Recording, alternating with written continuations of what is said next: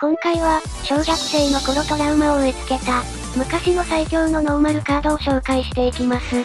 多分20代後半の方にはとても刺さる内容だと思います。当然他の方たちも楽しめますが、この動画では環境を派手に暴れ散らかしたアホたちではなく、昔のノーマルカードを中心にまとめたものとなっています。引退勢の方でも楽しめる内容なので、ぜひ最後までご視聴ください。それでは、早速参りましょう。コーライル。ジュエマ第2弾で登場したカードで、5マナ2戦で出た時相手のクリーチャーを1体選び、持ち主の山札の一番上に置きます。コーライルの何が強力かというと、バウンスでも破壊でもなく、デッキ上に送ることにあります。デッキの上に送るということは、ターン開始時のドローがそいつで決まります。つまり相手のドローをロックできる非常に優れた能力なのです。例えば相手の手札がない状態や、ほぼすっからかんな状態の時コーライルを出した場合、実質エクストラターンを得るようなものなのです。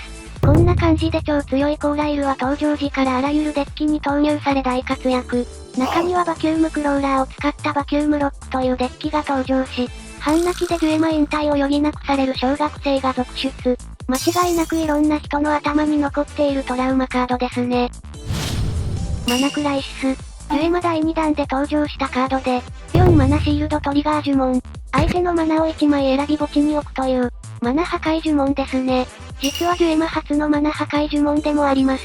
当時のマナ破壊は分回ったら最強レベルで、明確なマナ破壊対策を講じていないデッキは即積みでした。2ターン目フェアリーライフ。3ターン目マナクライシス。4ターン目ショードと開拓の天変。5ターン目ミルドガルムス。6ターン目ザールベルグ。相手は死んでます。マナ破壊されてる側はドロー、マナチャージ、ターンエンドで終わり。相手はマナが溜まっていきこちらのマナを破壊。その時の楽しそうな顔と言ったらありません。本当に相手していてつまらないマナ破壊は、当時とても嫌われていたことを覚えています。お前それ何デッキ？マナ破壊だよ。じゃあお前と対戦しないわ。こんな感じで、マナを破壊すると同時に、友情も破壊しているのです。ハイドロハリケーン。ジュエマ第4弾で登場したカードで、6マナの水呪文。自分の光のクリーチャーの数だけ相手のマナを手札に戻し、闇のクリーチャーの数だけ相手クリーチャーを手札に戻します。光、闇、水、そうお察しの通り。このカードは小学生ムルムルデッキととても相性がいいカードなのです。賢い小学生が採用しがちだったこのカード。たった1枚で勝負を決めかねない効果であり、相手の場とマナを吹き飛ばした時ターンに、ロストソウルで全てを墓地に送った快感から精通を迎えた天才児がいたとかいないとか、ミストリエスなどで小型ブロッカーを大量に展開し、ハイドロで逆転の目を潰し、ダイヤモンドカッター系統のカードで圧殺。全てを奪いとどめを刺すこのデッキは非常に強力で、2011年にハイドロハリケーンは殿堂入り。それでもフィニッシャー呪文として未だ使われるほど、強力な一枚でした。マリエル。ジュエマ第8弾で登場したカードで、4マナ1000のクリーチャー。こいつがいる限り、パワー3000以上のクリーチャーは攻撃できなくなります。ジュエマ初期の代表的なロックカードで、パワーを制限することで大型クリーチャーを疑似的に除外し、盤面のアドバンテージを奪います。マリエルロックとも呼ばれたこの能力は、小学生自慢のドラゴンデッキにぶっ刺さり、こいつのせいで鳥さんしか攻撃できなくなりますが、鳥さんの攻撃はブロッカーで終わり、マリエル一体で積んでしまいます。なので我々は苦肉の策として、源流砲やクリムゾンチャージャーを採用していました。ペトリアルフレームをクロスされたら投了してください。というわけで懐かしいカードのオンパレードでしたが、実は当時そこまで評価されていませんでした。やはり除去されやすかったんですよね。そしてローズキャッスルの有効や、豊富な軽量除去の登場で消えていくことに。しかし革命編以降ではレッドゾーンに対し有効な点が注目され、たまに姿を見かけるほどまで再評価されました。いつの話してんだよって感じですが、まあ、能力自体は強力なので納得ですね。スケルトンバイス。ジュエマ第8弾で登場したカードで、4マナの呪文。相手の手札を見ないで2枚選び捨てさせる。手札破壊を代表する超強力な呪文です。2ターン目フェアリーライフからの3ターン目スケルトンバイスは、相手のエナジーライトが間に合わず、それだけで、序盤の展開を有利に進めることができます。このカードで握っていた切り札を墓地に叩き落とされ、元来した経験、かなり多いのではないでしょうか？ただ実は当初はアストラルリーフのせいでそこまでではありませんでした。しかしリーフの殿堂入りですぐにその凶悪さを見せつけ始めます。ただまだアクアンが使えた時代、そうした相手にはどうしても腐りやすく、そういったコントロール系だらけの当時の環境では、そこまで活躍していませんでした。ただアクアン殿堂入り後は一気にトップメタに立ち、手札破壊が弱点のボルバル系デッキに本領を発揮。以降、闇文明入りデッキの必須カードとして、その地位を確立していきました。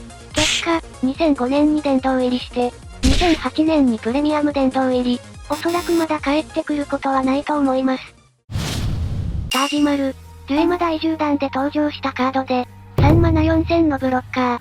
ただし、火のクリーチャーとバトルするときは、パワープラス4000されます。3マナで8000まで上昇するブロッカーの登場により、小学生ドラゴンデッキや速攻デッキは壊滅。少ない資金とカードプールの中、たった数枚のレアカード、僕だけの大切な切り札を活躍させたい。そんな純粋な思いで作られた美しい小学生ドラゴンデッキを、ノーマルカードのタージマルで止められてしまうことが、一体どれだけ残酷なことかお分かりいただけるでしょうか？もちろん小学生といえど対策は講じます。火炎流星弾やドルザーク、純粋にパワーを上げて突撃しようとしますが、落ち着いてください。相手の場にはタージマルだけじゃない、ムルムルもいます。こんな感じで、小学生環境で大活躍したタージマルですが、普通にガチ環境でも活躍しています。こいつの同期にはボルバルザークがいますが、そいつに対して非常に有効だったタージマルは、当時から活躍しており、2015年の某大型大会では、皆さんご存知タージマルで赤タンガトリングを封殺した伝説の試合もありましたね。我々が泣かされたタージマルは、ちゃんと強いカードだったのです。恐竜サンバーストネックス、劇場版デュエルマスターズ、ルナティックゴッドサーガの入場者プレゼントとして登場。無限小を内蔵し、実質超パワーを持つ進化ドラゴンとなります。一見地味にも見えるこのカードは、ややムルムルデッキが優勢だった小学生環境を大きく変えました。こいつはパワー1万2000以上のクリーチャーとバトルするとき、パワープラス1万1000されます。合計パワーは驚異の2万2000。このパワーは当時圧倒的で、シリウスすら上回る超パワー。ムルムルが数体いる程度ではとても叶いません。そしてこいつはドラゴン持ち。つまり鳥さんの恩恵を受けることができます。で、最も相性がいいのはチッタペロル。無限小内蔵のサンバーストネックスにアンタップキラーを搭載。無論、小学生鉄壁ブロッカー軍団は全滅します。そんな感じで、ドラゴン使いの小学生の救世主であり、ブロッカーデッキ使いの小学生にとってはトラウマ級のカード。苦労してコツコツ並べたブロッカーが、入場者特典で手に入れやすいこのカード1枚で全滅するのです。ただ除去耐性がないため、スレイヤーブロッカーなどで対策は可能。ドラゴンデッキ最強とまではいきませんでしたが、間違いなく強力な1枚でした。以上、小学生の頃トラウマを植え付けた、最強のカードたちをまとめてみました。いかがだったでしょうか？今回紹介したカードはほんの一部ですね。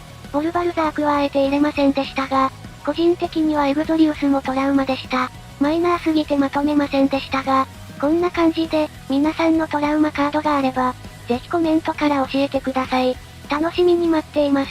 ここまでご視聴いただきありがとうございました。よかったらチャンネル登録や高評価で応援よろしくお願いします。